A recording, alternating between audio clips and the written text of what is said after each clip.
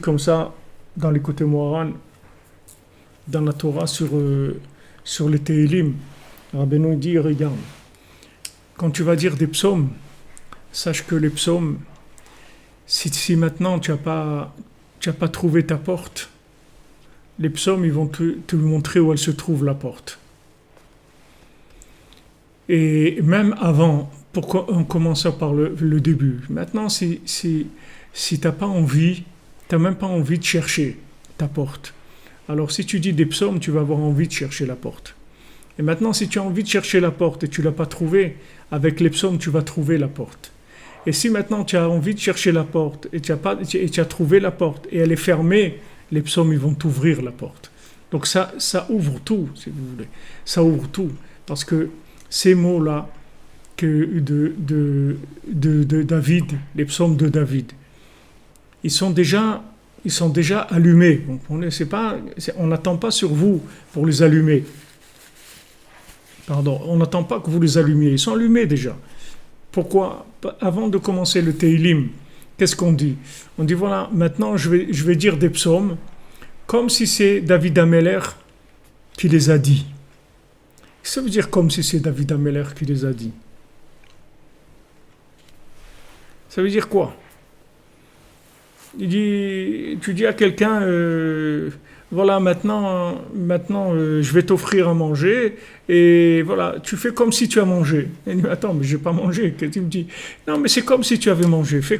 Dis, c'est comme si tu avais mangé, la même chose. Et tu vas te sentir rassasié.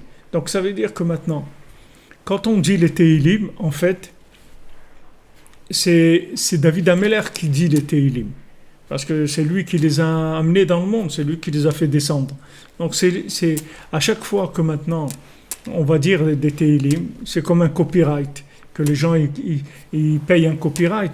Mais on ne va pas payer de copyright, parce que David Ameller il ne veut pas de copyright, mais David Ameller il est joyeux de pouvoir rentrer dans les mots qu'on va dire en son nom, puisqu'on dit les psaumes de David, et quand lui va rentrer dans ces mots, ils vont briller les mots, il va y avoir de la lumière. Quand ces mots-là ils vont briller, Rabbeinu dit, tu vas voir tout de suite les portes pour sortir de ton problème. Tu vas voir les portes. En fait, c'est le problème. C'est pas le problème. Le problème, c'est que tu vois pas les portes. C'est pour ça que ça devient un problème. Et ça devient un problème sérieux même, très sérieux, parce que tu vois pas les portes. Si tu voyais la porte, tu verrais tout de suite tu peux sortir. Et il y a beaucoup de portes, Rabbeinu dit, pour sortir. C'est pas qu'une seule. C'est-à-dire, ne crois pas que maintenant il y a des règles établies et voilà, tu prends cette porte et pas une autre. Non, il y a beaucoup de portes. Donc il y a beaucoup de possibilités de sortir pour tout le monde. C'est adapté à chacun il peut trouver la porte de sortie. Le problème, c'est qu'il n'y a pas de lumière et dans l'obscurité. Donc Rabbeinu, il te dit, regarde, la lumière des mots, c'est la vérité qu'il y a dans le mot. Plus il y aura de vérité dans le mot, plus le mot il va agir, c'est-à-dire il va éclairer, et tu vas voir la porte de sortie, et après tu es libre, ça y est, tu vas te trouver à l'extérieur.